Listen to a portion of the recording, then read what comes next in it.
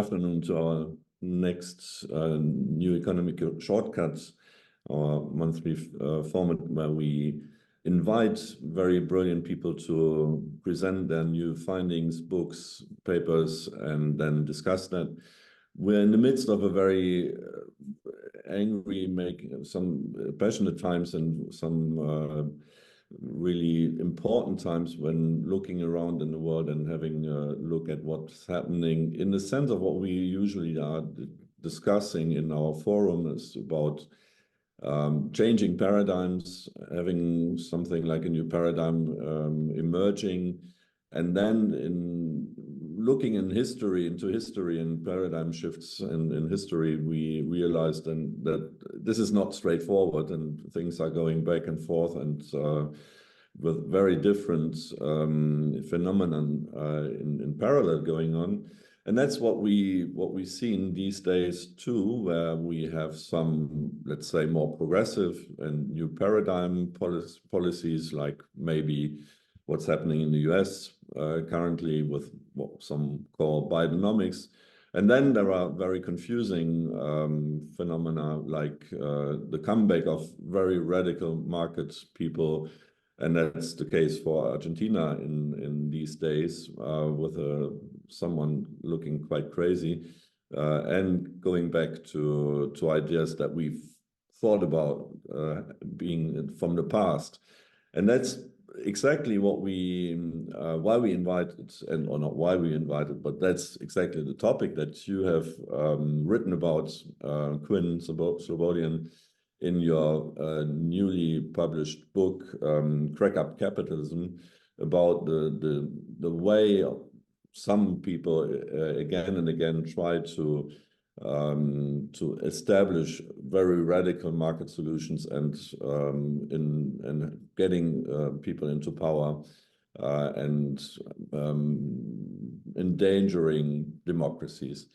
So we are very happy that you have accepted this invitation in this very very hot crazy time to discuss these topics, and also on the background of what has happened in Argentina. I hand over to Sonja, who will present both of you, Quinn and Max. Please, Sonja. Yes, thank you, Thomas. Again, we're very pleased that Quinn has agreed to present his book today and that Max has agreed to join us as a discussant. Quinn Slobodian, who starting from January will be a professor at the University of Boston and is currently still a professor of history at Wellesley College, where he researches and teaches on the contemporary history of capitalism and globalization. He is also the co-editor of the journal Contemporary European History and co-directs the History and Political Economy project, which brings together scholars who examine the development, implementation, and contestation of neoliberalism around the world in order to address the challenges of the socio-political transformation in the present. Quinn is also a frequent contributor to several important news outlets, such as The Guardian, The New Statesman, and The New York Times. And he is the author of several books, among them the award-winning Globalists, The End of Empire and the Birth of Neoliberalism, and of course the book we're discussing today, CrackUp Capitalism, Market Radicals, and The Dream of a World Without Democracy. Max Krahe is a political theorist and political economist whose research and teaching focus on the division of labor in Western modernity and in particularly on the interplay of capitalism and democracy. He is the research director and one of the founders of Die Zukunft, which is a Berlin-based macro-financial think tank. Prior to that, Max was a postdoc at the Institute for Socioeconomics at the University of Duisburg-Essen, where he coordinated the PhD program, The Political Economy of Inequality, and his work has also been published in leading journals and newspapers, such as the History of Political Thought, Financial Times, The Guardian, or the German newspaper Süddeutsche Zeitung. And with this short introduction, I hand over to you, Quinn. You will take us on a historic journey tracing the most notorious market radicals, and how their free market fantasies impact and threaten the democratic institutions even today, where the heyday of market liberalism seems to slowly be replaced by a new economic paradigm. So Quinn, please.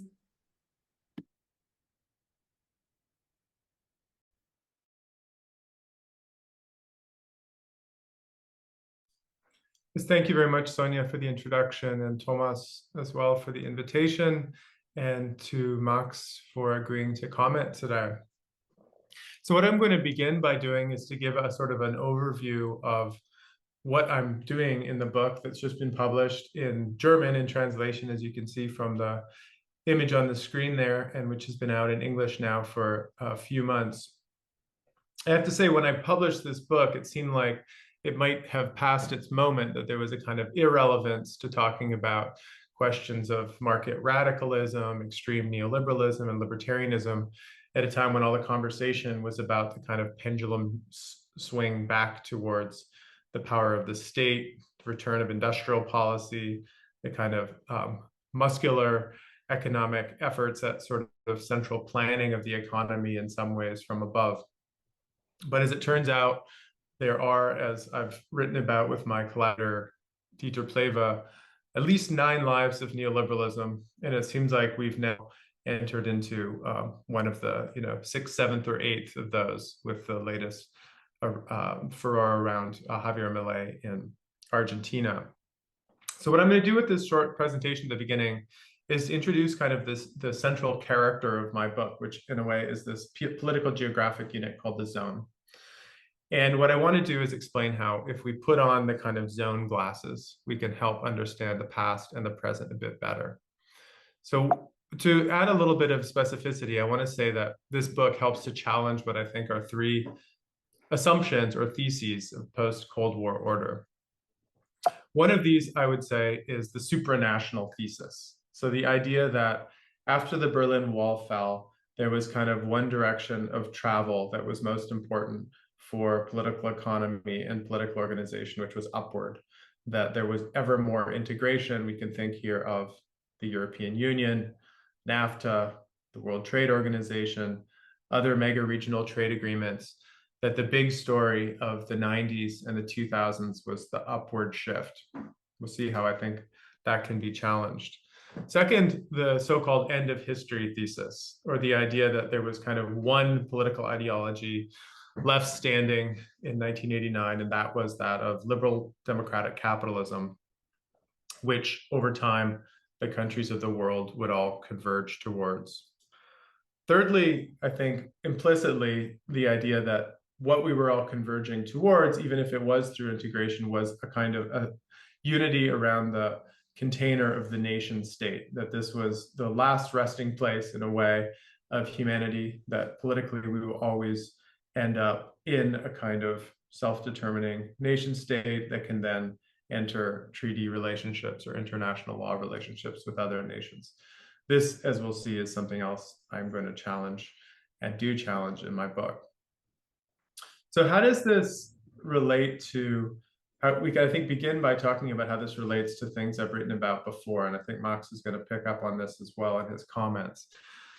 I think that in my last book, and also through our kind of common sense narrations of the world, we tend to divide the world up into sort of the space of the world economy on the one hand, which we assume to have a kind of a unity and a space of common competition. Property is sort of supposed to be protected globally. And then we have a world of nation states, which is divided up into these sort of checkerboard or sort of puzzle pieces of the Westphalian state system. And there's a kind of a tension between these two, right? If property owned by someone from a different country is in your country, is it theirs still? Are you allowed to nationalize it? Are you allowed to socialize it? The story of international economic order in the 20th century is actually often a kind of movement between the primacy of the principle of property being global and the principle of sovereignty being national and being able to trump property.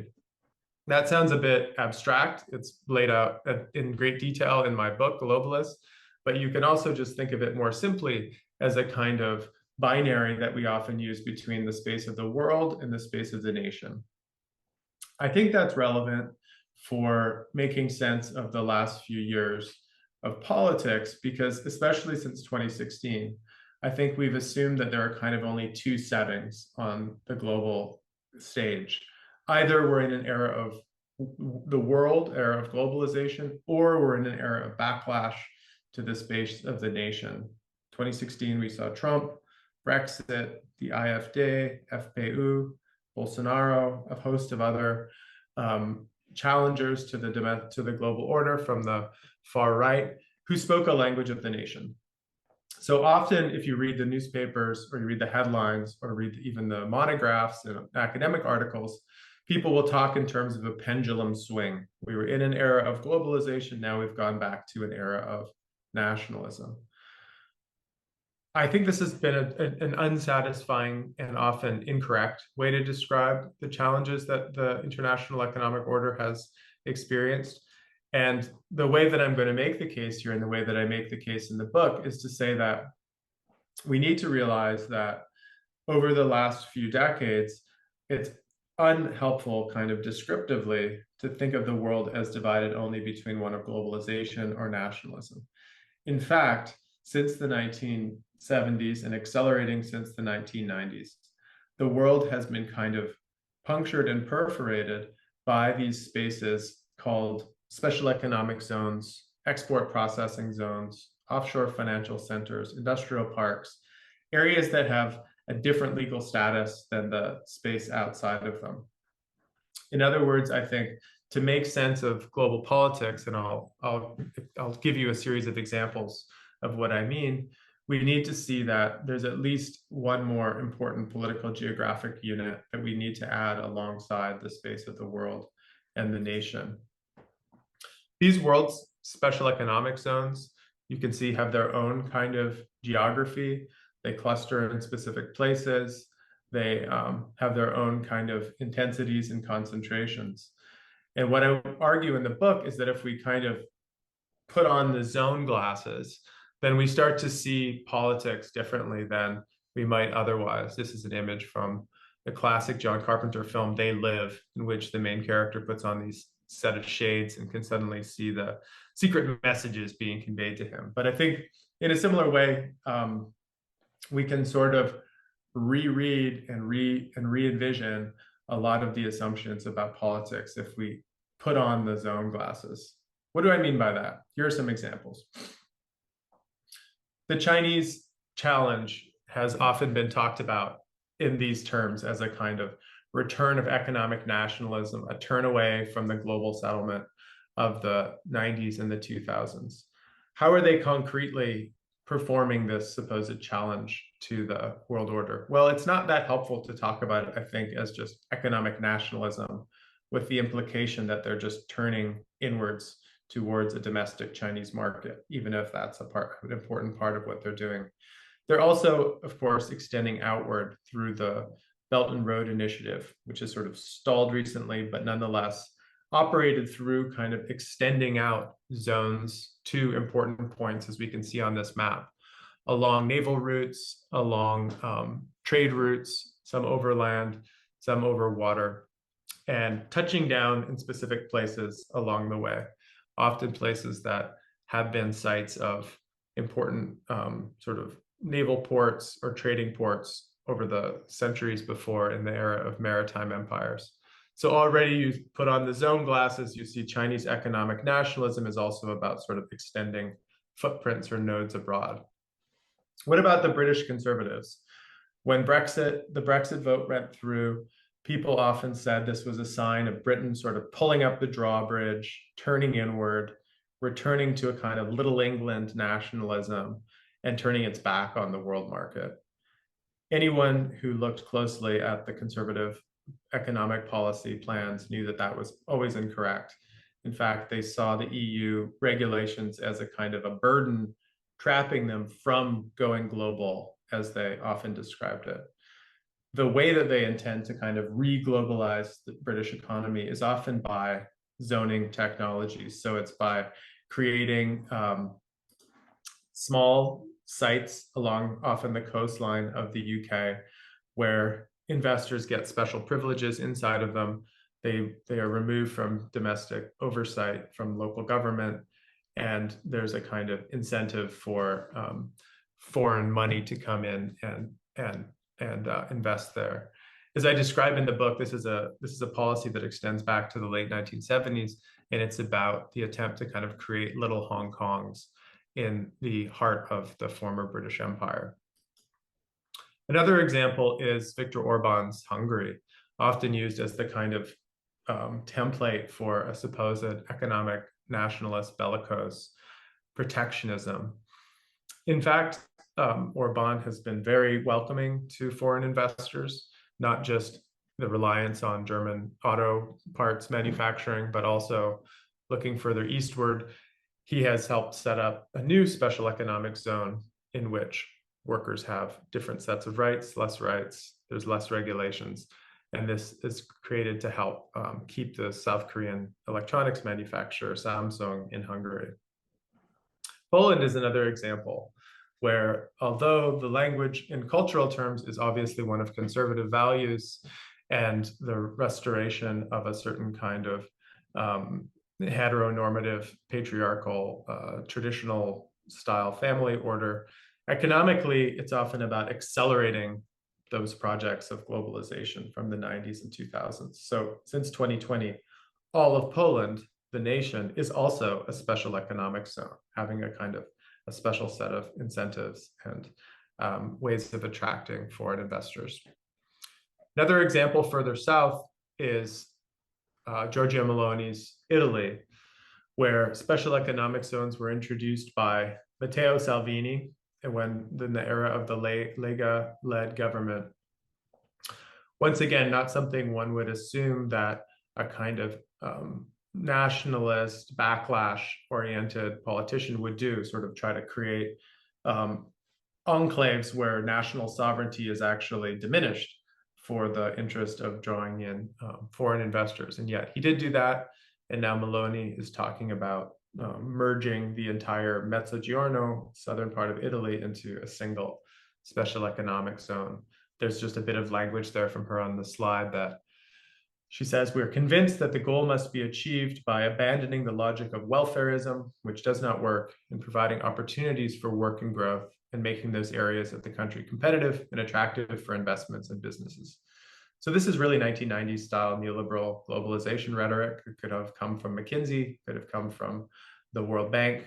And we need to be better at seeing how much of what we think of as radically different or nationalist is speaking the same language as before. A couple more examples I want to share, and then I will turn to Max. Putin's Russia was also very enamored with despite the language of nationalism, with the technique of creating special zones inside of its national territory. The Russian Arctic Free Trade Zone encompasses a large part of the country, as you can see from the map here.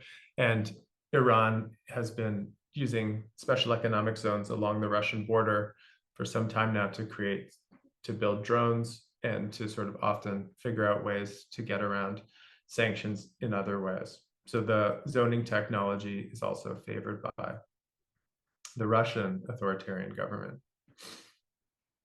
To give a good sort of visual of how this has changed what we might think of as the standard world map, here is a global map of the Dubai-owned, state-owned logistics company DP World, which owns and operates harbors and ports all the way from Vancouver to Papua New Guinea, as you can see on the map. These are emblematic of a certain transformation of political economy in the 21st century, whereby those formerly powerful countries like Britain now have to sort of try to invite in formerly semi-colonial countries like Dubai as the investors to operate the deep water ports, harbor ports that they have arrayed along their coasts that are like the essential nodes and operating systems of the global economy. So this combination of kind of authoritarian traditional values, often nationalist, with a kind of swashbuckling, globalizing form of investment and kind of business strategies, is an apparent paradox that I think we haven't gotten very good at understanding yet. And my hope is that thinking about how the zone operates inside and through nations can help us make better sense of that. Here's another last example, which is Modi's India, which until now has been not very active at sort of sending these sort of lines of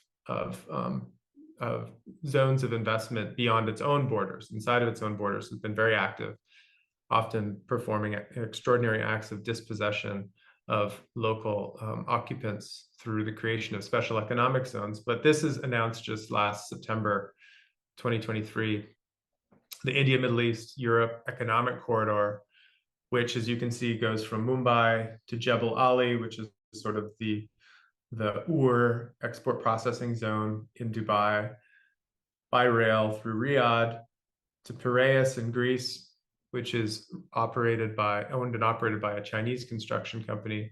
But importantly, there between, it runs through Haifa, which is a port that is operated by Adani Ports and Special Economic Zones. So many people have been confused by the apparent 180-degree turn of Modi's India away from the traditional Indian support for the Palestinian cause and criticism of Israel to a rather wholehearted support of Israel and relative indifference to the plight of the Gazans. And something like this, I think when you put on the zone glasses, so to speak, you start to understand more how there are kind of geoeconomic and geopolitical causes that can align with one another in ways that the pendulum swing idea of you're either global or you're national is not very helpful at understanding. Final example here, and then I'll cede the mic, is everyone's favorite NEOM, a futuristic city that Saudi Arabia is building in the western part of the Saudi Peninsula, 250-kilometer long linear city, which when he announced it in 2017, Mohammed bin Salman praised as kind of the ultimate zone. This would be the first capitalist city in the world, he said. At the end of the day, NEOM will be floated in the world markets. It'll be the first zone floated in the public markets, he said. It's as if you float the city of New York. So this kind of removal of democracy from the sort of space of sovereignty and the production instead of a completely privatized model of political geography is something that we don't understand very well yet. And the arrival of self-described anarcho-capitalists like Javier Milei on the world political stage means that we should probably get better at understanding it. And I hope that the zone, as I introduce it, will help to kind of revise these three theses that I began the talk with. Instead of things just going upwards, I think we should see kind of a functional fragmentation going on already since the fall of the Berlin Wall. Things are breaking up even as they're uniting. Obviously, non-democratic capitalism is something that doesn't seem like it's going away anytime soon. And lastly, we shouldn't just think about everything moving towards nation states as smooth legal spaces. Rather, nation states too are kind of perforated by this diverse, heterogeneous legal geography of the zone.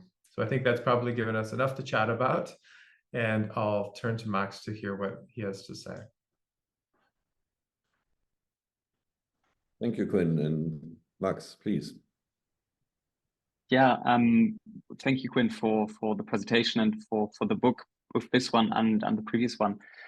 I'll try to be brief, but I want to say a few words, and I want to speak about both of your two recent books, because I think with those books, you give us, as it were, a set of glasses, not just the zone glasses, but I was struggling to come up with the right term for them, but let's say something like the maybe even the essence of, I don't want to say modern history, but a certain kind of glasses that help us understand a certain kind of essence.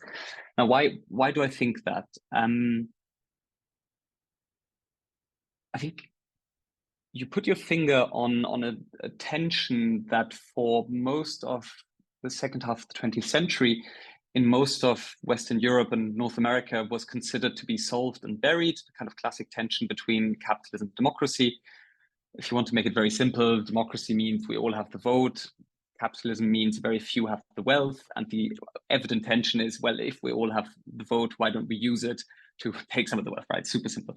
But that was pretty deeply buried in the second half of the 20th century, and your work resurfaces it in different ways, and it shows different ways in which people on the pro-capitalist side of the political spectrum have thought about resolving this tension, right? And in globalism, the answer is something like commercial federation and encasing these unruly democracies organized the nation state. In CrackUp capitalism, it's perforating the nation state. And it's interesting because they both operate in some ways, in the kind of exit voice loyalty logic, they're both about facilitating exit, right? In one case, by building this supranational infrastructure that allows you to be mobile and have your property protected. The other case, through these zones, which you just showed us the beautiful maps on. And they also work through hindering voice by kind of setting up either commercial federations or zones in a way that makes it very hard to have democratic voice. And I think through that, and through showing that both of these projects, the kind of globalist project or commercial federation project and the shattering secession zoning project, you show that both of these are projects, that they have been advanced by thought collectives, by billionaires, by organized political parties, now also by presidential candidates or presidents elect. And I think through doing that, you in a way rewrite, as you said, the kind of past politics and politics going forwards, and you take the lens away from the noisy front of stage where politics is organized in traditional lines, in traditional locations, and more towards something that might be called the workshop behind the stage, where real decisions are being taken about how do we organize the division of labor, who does the work, who reaps the benefits. In the Singapore chapter of this book, you very clearly show the importance of imported labor in Singapore, and how underneath this shiny facade, very vulnerable people are doing a lot of the work that produces the wealth of Singapore. And this shifting of attention from the noisy front to the workshop, I think is extremely instrumental to understanding a very kind of important struggle that's going on today, and a reading of contemporary politics that's not so much about, I don't know, the populists versus liberal centrists framing that's very popular, as it were, especially in Germany. And I think something more fundamental, and I'm not sure if these are the right words for it, but when I read the book, I thought, maybe it's too simple, but it's a struggle in some sense between the Peter Thiels or Thiels of this world, kind of the certain kind of billionaires, capitalists, and their intellectual support squadrons, lackeys, one might say, who are trying to constrain or shatter Leviathan, as it were, versus a kind of disorganized and often very distracted set of actors who are trying to preserve or reconstruct state sovereignty in a way to resist this. And this is not very well recognized yet on the defensive side, although I think very well recognized on the Peter Thiel side of the spectrum. And recognizing this more clearly, I think might be very helpful to resist that in a certain way. And I'll just end on a question, because the two books overlap a lot in the periods that they cover, right? They both go into the 20th century, but come up pretty close to the present. And it's striking that the globalist answer to the tension between capitalism and democracy seemed to be more present in the 20th century, whereas the CrackUp capitalism answer seems to be increasingly present now. And I wonder whether this might have to do with foreign policy and geopolitical competition, whether, for example, in a world where you have an actor like the Soviet Union that would pick off vulnerable zones if they're unprotected, in that world, a globalist solution makes sense, because as much as a kind of narco-capitalist might dislike the state, it's better to have a capitalist state like the United States protecting them, giving an umbrella. But as that geopolitical threat recedes, something like anarcho-capitalism becomes more attractive. And if you think there's something to that, and if yes, what does that mean going forwards as tensions between China and the US, go up and down, but generally on an increasing trajectory? Great, yeah. So maybe I'll just respond briefly to this, and then we can sort of move on to further questions. Thanks a lot, Max. Yeah, I think that, part of the thing I find interesting is that the sort of skepticism that people in my book have about the mutual compatibility of capitalism and democracy isn't so much arrived at through kind of like deduction or kind of working from first principles, which is of course a robust tradition in political philosophy. And you've written yourself about like sort of the way people like, the kind of Hayeks and Schumpeter's have sort of sat down at their writing desk, so to speak, and sort of thought to themselves, well, if you have this principle of popular sovereignty, how might that run up against the problem of private property, as you began your discussion with? And I've done that a bit myself, and I think that the Globalist book was sort of began with the idea in a way, and then it was though about the observation of the world happening around them, and then the sort of writing desk speculations came into confrontation with the world outside of the office, and there was a kind of a feedback from the observation of what was happening outside in the case of the dissolution of the Habsburg Empire, or the kind of attempts at the creation of global governance in the League of Nations and the UN. That kind of neoliberal thought, as I discussed in the Globalist book, kind of took on a different shape and tenor.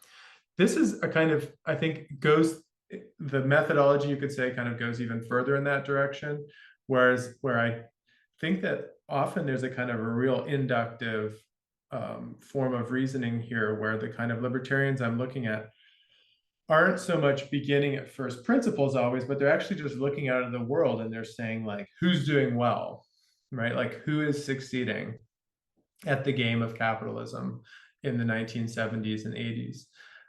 There's no sort of a priori reason why like Milton Friedman should feel such affection for Hong Kong, except for the fact that by the late 1970s, it had proven through the practice of the private entrepreneurs and public civil servants who lived there and sort of operated the levers of Hong Kong, that they had figured out the kind of cracks and ways to take advantage of the global political economy at the time. And the kind of sets of sort of the series of infatuations that then spring up for libertarians from Dubai to Singapore are often premised less on like we went out looking for a place that we already had in mind, and more like looking at the world and sort of allowing themselves to become influenced by things that they see out there. And that is, I think, another way of responding to your question about the difference between the 20th century and the 21st, which is, I think that if you think of the role of the United States in the 20th century as, roughly analogous to the role of Britain in the 19th, then you see that, the US and Britain both played this sort of central role of sort of the conductors of the world orchestra, as Keynes put it, and were sort of backstopping the principle of free trade and global investment at some basic level.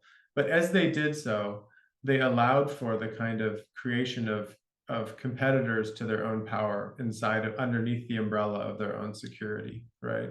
So the rise after the Second World War of Japan and Germany as like real competitors to the US as manufacturing powers, then the rise of Taiwan and Singapore and South Korea as real challenges to American economic dominance. And then into the 20th century, of course, China doing the same. It's the challenge of empire, which is like you have the power to sort of create a space within which people could potentially challenge your own dominance over time, and it's very hard to kind of keep them down. So I think that the book is actually about the kind of the holes also in American dominance by the end of the 20th century, in the early 21st. And the way that what came out of that kind of challenge to US empire often didn't look a lot like ideal typical visions of what America had claimed that capitalism should look like. In fact, it's much more creative. And the sort of mutations and the new arrangements that were arrived at, for example, under Chinese capitalism, are some things that could never have been kind of predicted or designed in advance by the United States. But it's kind of for that reason that they are such effective challenges. And I think the more flexible capitalist thinkers who don't have actually a devotion to principles of reconciling democracy and capitalism can be more open to those mutations as kind of prefigurations of the next imperium, right? I don't think that it's set in stone that we will have a kind of dominant power in the 21st century that resembles the sequence of Britain and the US and something similar. I think that that kind of Anglo-American 2 centuries of dominance, could very well be coming to an end. And the zones, I think, kind of help us sort of see in miniature what that world might actually look like. And maybe I'll leave it at that for now, if that's, or unless you want to come back. I don't know if I can ask a follow-up question immediately, or Thomas, if you want to. Please go ahead. So on the question of whether zonal governance shows us the future of the 21st century, I wonder, because one of the striking statistics from your book that I was not aware of at all is that I think roughly half of all the zones in the world are in China. Yeah. Which seems almost crazy to me, but raises the question of, it's not just the capitalists who do this induction, pragmatic thinking, flexible observation, right? You also have certain states, in particular, perhaps the Chinese state. I'm not an expert on China, but that's my understanding, who do this. And so I wonder, in certain moments, reading the book, I thought zones are a bit like powerful magic, right? They used correctly, they really do move you up the value chain, and they get you from kind of a country where everyone's working in agriculture, everyone's poor, very little healthcare, to, for all its problems, industrial society and so on. Mm-hmm. And so, like powerful magic, it can overwhelm you, but it can also be used to powerful ends. So I wonder, given that so much of this is happening in China, when is it the case that zones end up by and large serving the state? That's complicated. And when is it that zones end up undermining the state? Yeah, no, I mean, I actually like the idea of it as magic, because I think that the addition of that third term of zone to the world and the nation, that it's intended to capture that sense that people thought they had just discovered this kind of previously unrealized sort of trick, this one easy trick, as they put it, like on the internet, pop-up ads that can get you out of that apparent tension of you're either abdicating all sovereignty supposedly in globalization, or you're capturing it, but then in such a way that you repel potential investors as a nation. Instead, you do, and I think that the Chinese example is essential, because all later efforts at emulation are premised on the success of the Chinese model. You do the model of experimental gradualism that Isabella Weber and Barry Naughton and other people have described so well. Deng Xiaoping himself described it as, crossing the river by feeling for the stones. I kind of joke in the book, it's also like crossing the river by feeling for the zones. And so by sort of experimentally playing with different sets of policies and allowing in different degrees of foreign investment and control, you can kind of harness and tame something that could potentially threaten to produce a kind of a flood that might swamp efforts at central control altogether. And so far, and we can't predict too far in the future with the Chinese economy, obviously, given the current real estate, so far they've done a really good job at sort of creating a set of dams and dikes such that you bring in things to a certain level, you kind of expand out particular kinds of investment, and you manage it in a very sort of undogmatic, public-private, ambiguous gray space kind of a way that ultimately does increase GDP and increases per capita income and so on. One of the things I wanted to capture in the book is that if you are any other country in the world right now, from Britain to Tanzania, the zone is kind of all there is as a kind of a trick, right? It's if it started out as like, here's one trick that can get you out of a sort of a conundrum, it's now the only trick left that you can have any hope will sort of restore growth and restore investment. And if you look at countries around the world, that's really the beginning point for attempts at sort of attracting mobile investment is like, where will you set up your zone? What are the conditions under which you're going to do it? So part of the story here is also just showing how common sense that thing has become, that to probably a lot of readers would seem quite exotic. But then indeed, like Iwa Ong calls it, a kind of a graduated sovereignty, that because you kind of renege on parts of how much you control while holding on to others, the zone can, if used correctly, be as much of a tool of the state as it is supposedly a tool against the state.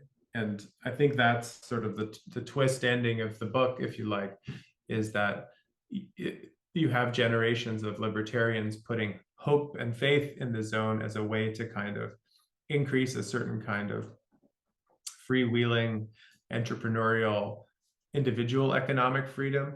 But more often than not, it ends up being used by forms of state capitalism for regimes of accumulation that are often concentrating power and not particularly interested in introducing forms of kind of individual entrepreneurial freedom. Okay, Quinn, there are some very good questions in the chat, but before I'll just quote some of them and then maybe answer to them. What I'm really trying to make sense of is you've been talking about the 9 lives of neoliberalism, and we very much think about something like a paradigm shift, something in a way progress, and there's a lot of evidence that people don't believe in this old market liberal story anymore. Tend to believe in state and so on. So I'm trying to make sense of this. So why is it that these monsters are coming back? And I just thought about the famous quote of an Italian philosopher saying, "The old world is dying, the new one is struggling to get around, and this is the time of monsters." Mm-hmm. So are we in this time of monsters like Millet and others, which is, we are in the midst of something. We are, we're not really in this old time where everything was on the market level side, but we're in a vacuum. We are something in between, and we try to find something new. But we're in between, and I really believe in this theory and interpretation of our times, which is that this is the time where Trump and Brexit and Millet and others come in. And then I'm wondering if that's just the situation is just like these guys who are coming in, these monsters who are coming in, usually tend to be more right-wing, more pro-business, and so they tend to have a sympathy for these market liberal, neoliberal ideas, which may then add up into something maybe a little bit more hopeful. I mean, we're in this midterm. It's not one. It's an open battle. We have all these monsters around, but maybe it's a sort of a process which leads us to something new, which is, then it's still the same. It's still what you described, CrackUp capitalism, but it's an in-between situation. Which doesn't mean that this will end. I would very much like to know where do you put your diagnosis into this paradigmatic thinking? Yeah, I mean, my sympathies, obviously, my own energies are with this effort towards creating what's been called post-neoliberalism and seeking to kind of reverse and undo and create counter arguments and counter policies to the logic of relentless commodification, carbon-driven growth, inequality producing policy decisions. And we have had, of course, some moments of hope in the last couple of years where we see something, as you mentioned a moment ago, sort of Bidenomics, a kind of move towards more green industrial policy in the EU, hopes of a new pink wave in Latin America, and so on. The sort of moment of Corbynism in Britain. There's a couple of challenges to realizing, I think, those hopes. One is this: I think that because we had sort of made the decision collectively to accelerate moves towards kind of market logic, or to make states into facilitators of market competition, and supranational unions like the European Union into accelerates of market competition. Then we did something which I'm trying to get it in the book too, which is we made our nations more zone-like, which is to say, and that's literal in the case of Poland, right? Which is to say, rather than thinking about a nation as something that is in essence a kind of expression of the desires of the people who live in it, in the old-fashioned sense of popular sovereignty, the idea that the people has a certain set of wishes and desires and dreams for the future. And ideally, the nation should sort of embody that.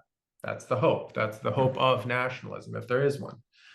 The zone logic was that the policies of a nation are always designed for an external audience. It's not the people, the citizens, that make the nation. It's desires for foreign investment and creditworthiness and your status in the kind of credit ratings that determines what policy should be. If you look at a place like Argentina, and I would say if you look at a lot of places inside the European Union too, for the last 20 years, they've had to make decisions not based on what the people want, but what the bond markets want, or what their European, the Troika wants, what the IMF wants. The people who have been given the task of managing that have been seen as traitors by people. They've been seen as hypocrites. They've been seen as agents of global finance and global capital and globalism by many people. And in some ways they're right? I mean, to be criticized that way. When you set up a situation where policy is determined from outside and politicians are just the kind of agents of external forces, then you've created a perfect situation for characters like Millet to arrive and look like heroes, and look like dissidents, and look like people who are, defying the things that are being enforced on you from outside. And they then are given more credibility than a left-wing version by the fact that the smart money knows that he's actually just going to come in and help fulfill the IMF policy logic anyway, right? I mean, this is the real story of Millet, is not Millet and his dogs and his chainsaws. The real story is, why did the two normal center-right politicians put their support behind Millet immediately after the first round of elections, right? Why did the people who, like Macri, who had been completely establishment character, decide that this anti-establishment character was actually the safe bet? For the same reason that we're seeing now, that actually he wasn't going to ever be able to do any of his crazy policies. He was just a kind of PR stunt for the status quo, the recreation of the status quo. But he shows how we're kind of trapped in this cycle of managers operating by external logic, confronted by clowns who in the end are actually sort of agents of the managers in certain ways. And there's a sort of a pseudo revolution that gets produced with each election, but the actual underlying logic hasn't changed, which is sort of govern your nation like a zone. And why that is, I think the deeper question of what's the demand side for someone like a Millet or a Trump or a Johnson or whatever is often, I think, about the disruptive effects of 40 years of neoliberalism, such that if you've been raised in a world where you're told that, you know, your self-worth is based on how much money you make, and that the state is just an obstacle, and we all need to hustle in the marketplace, and that's where real identity is produced, then why would you accept a kind of post-neoliberal program that says the opposite, that no, the state is virtuous, no, we can have good globalism, we can have good internationalism? Very little evidence that you've seen in your lifetime, or even your parents have seen in their lifetime, that this is true. You know, so that we've eroded through the actions of neoliberalism as an organizing system the very possibilities of confidence in any kind of reversal of it, which is tragic. Yeah, I mean, other discussion that maybe in history, it's interesting to look when, I mean, after the Second World War, there has been a shift in that direction, but preceded by a human catastrophe, which is much bigger than we see nowadays. But we may continue this. Yeah, I mean, I think that one can be maybe just answered very quickly, which is like, we haven't had a collectivizing kind of experience equivalent to mass conscription, nor do we have those collective institutions like trade unions that produce a kind of block within which society can articulate itself differently. Right? We don't have those things. All we have is nodes of individuals. And given that, then the chances for a united front of counter hegemony is very thin. No. Maybe switch to two questions which are on the zones, particularly. The one from Niels is, what is the reasoning for creating little Hong Kongs within a country instead of extending the free trade zones to entire country? Mm-hmm. And the one which is also to the, let's say, to the zone question by Ricardo, asking if, I mean, essentially, if it's possible to visualize networks of certain centers from which this form of legal imagination is being promoted. Yeah, sure. So on the first question, it's a really good and important question to ask, actually, and because it reveals the kind of hollowness of the zone ideology in many cases. So in the case of Britain, when they introduced these little Hong Kongs and enterprise zones and free ports, often people ask that same question. I have examples of kind of neoliberal intellectuals in the early 80s saying, this is great. We start with the free ports and eventually we turn all of Britain into a free trade zone. But the response from the sort of financial authorities was that we can't do that because these zones actually aren't just empty spaces where entrepreneurs bring their money and their skills. They're actually sites of huge transfers of central government's funds via subsidies or via tax holidays to private actors. So they're actually they're corporate welfare rather than just kind of vacuums within which, you know, free enterprise makes its world. So the response from the financial authorities was, we would bankrupt the state if we gave the same subsidies to everyone in the nation as we're doing inside of these few favored places like Canary Wharf, for example. So they're actually could only act as kind of Potemkin villages of free market, freewheeling capitalism. In fact, they were, and I show that again and again, these zones are often actually in advanced industrialized countries anyway, sites of kind of transfer from public money to private hands. So if you did Hong Kong everywhere, you would bankrupt the state, ironically. The question of the genealogy, yeah, that's sort of what the book lays out, the network by which the form of legal imagination moves from one place to the other. I show how in the case of Hong Kong, there's a kind of portable Hong Kong, as I call it, that gets distilled down and kind of turned into a few important policies that are then replicated elsewhere. So very briefly, in the case of Hong Kong, you have the importance of a constitutionalized low tax rate.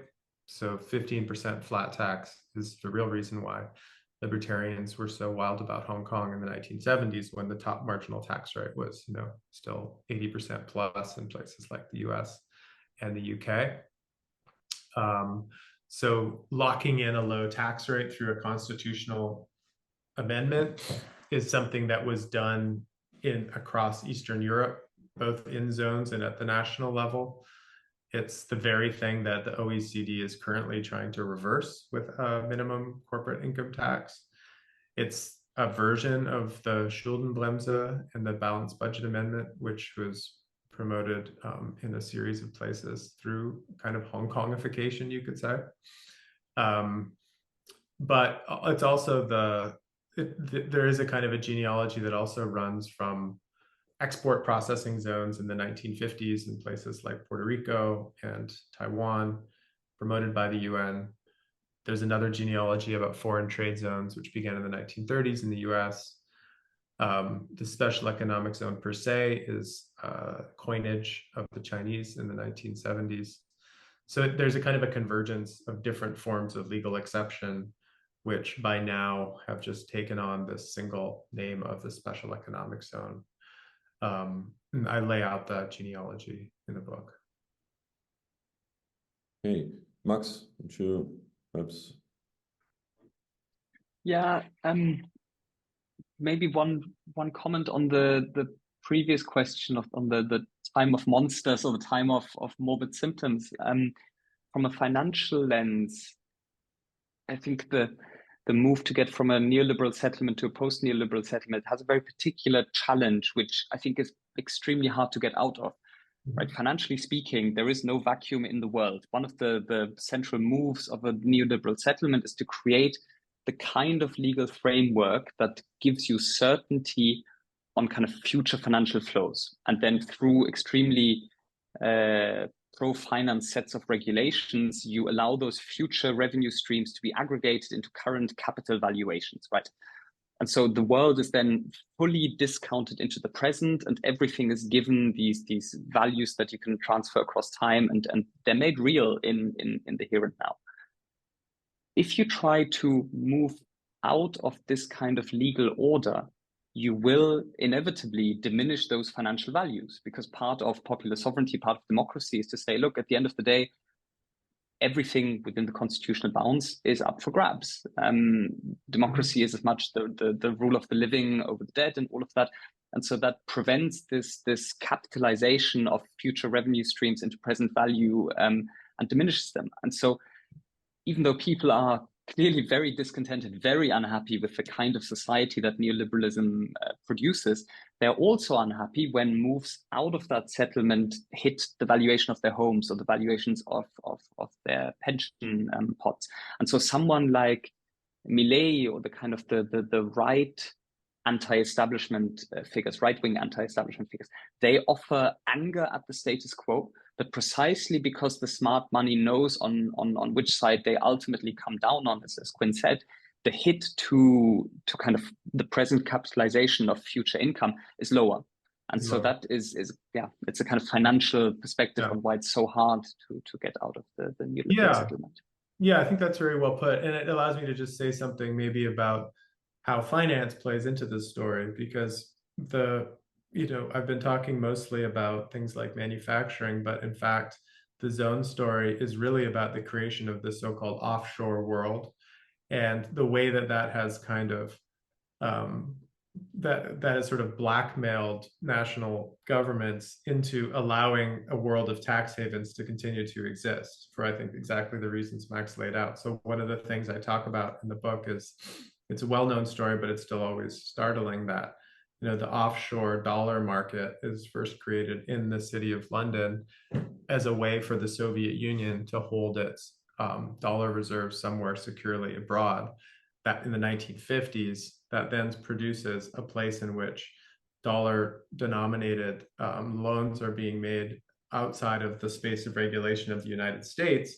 So here you think the height of American power, the American empire, was never stronger than in the 1950s and 1960s, before the start of the Vietnam War, let's say. And yet even there, they have sort of given over control of their own money to London bankers who were making loans often to, developing countries, to other countries in Europe, back to the US, and so on. So since then, we've had this sort of galaxy of small spaces, tax havens that have sprung up around the world that are both kind of an affront to national sovereignty.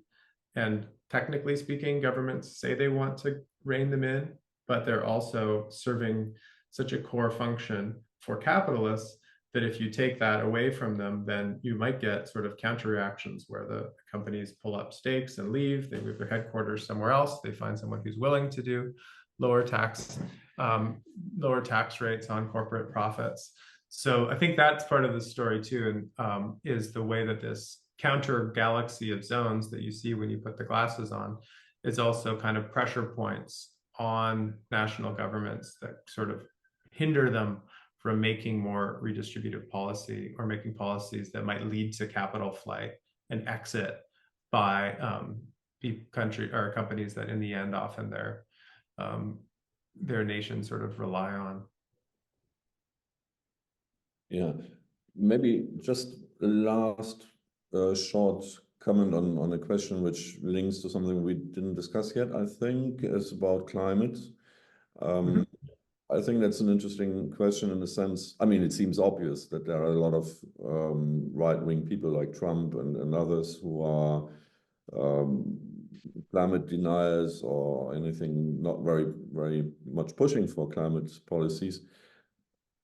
How about these, I mean, the logic of these zones and CrackUp capitalism, is that something which goes very much against climate policies and the rescue of whatever the climate? I mean, the answer is obviously yes, but then the question is like, what degree of leverage will it end up having? And I think it's an extremely important question, obviously. And I think, let me say sort of three things about that. Like one, I think is because we turned the organs of global governance into basically tax collectors for global lenders by turning, the IMF into like the armed wing of the US Treasury, which itself was the kind of tax collector, debt collector for Wall Street.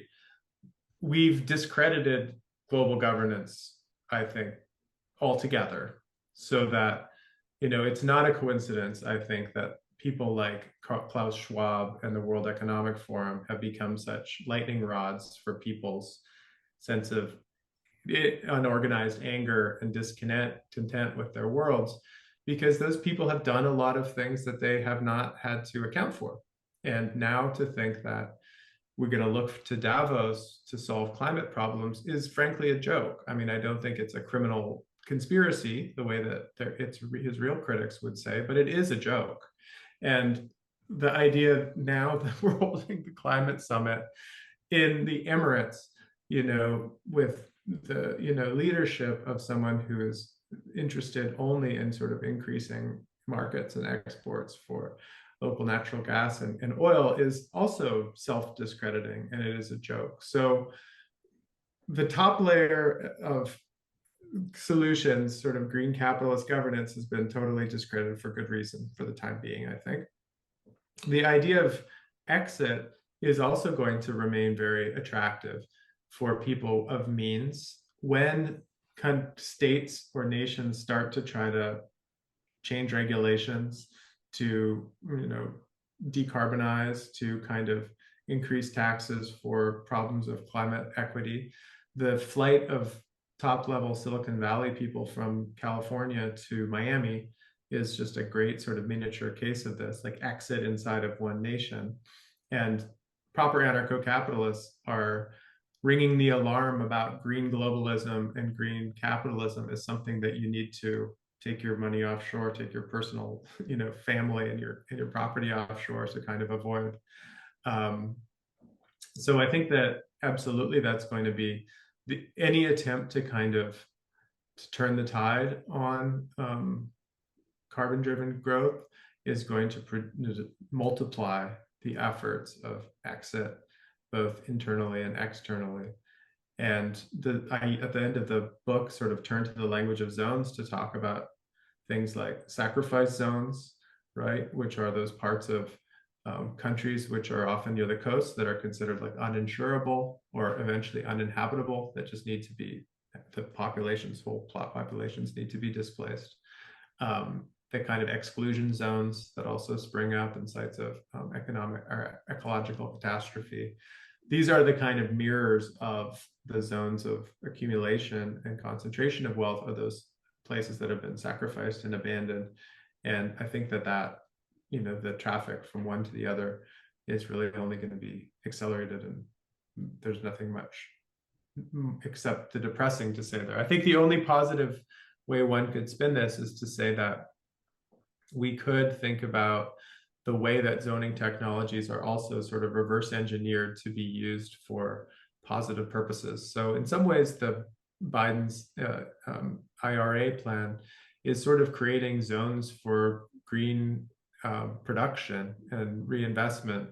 There was an article in the New York Times just a couple of days ago about former coal towns being now selected out as places for new forms of climate-friendly manufacturing. And that's one way that you could see this scale problem being turned on its head, where, you know, going beneath the national scale isn't just bad. It isn't just about avoiding redistribution and sort of avoiding oversight, but it could also be one of the ways to kind of pinpoint the most existentially harmed communities and vulnerable communities and sort of help them try to make it across this divide with less harm and less damage. Okay, thanks, Quinn. I think very good discussion on these ideas and some things that I think a lot of people are not really aware of, what's happening around and continuing to happen. Max, many thanks for commenting and having had this very good discussion with Quinn. Just to recall, the CrackUp Capitalism book, which is out for some time, and it's the English title, and the German one is Capitalism ohne Demokratie, which is even more telling, maybe, or at least as telling. So thank you, Quinn. Thank you, Max, and see you soon for our next new economy shortcut. Just to let you know, it will be probably on 20th of December with Simon Johnson, co-author with Darren Ashimoglu, of a very fascinating book on innovation and innovation directions, which has been published recently in Germany too. So thanks, Quinn. Thanks, Max, and see you soon. Bye-bye. Bye-bye. Thank you. Bye.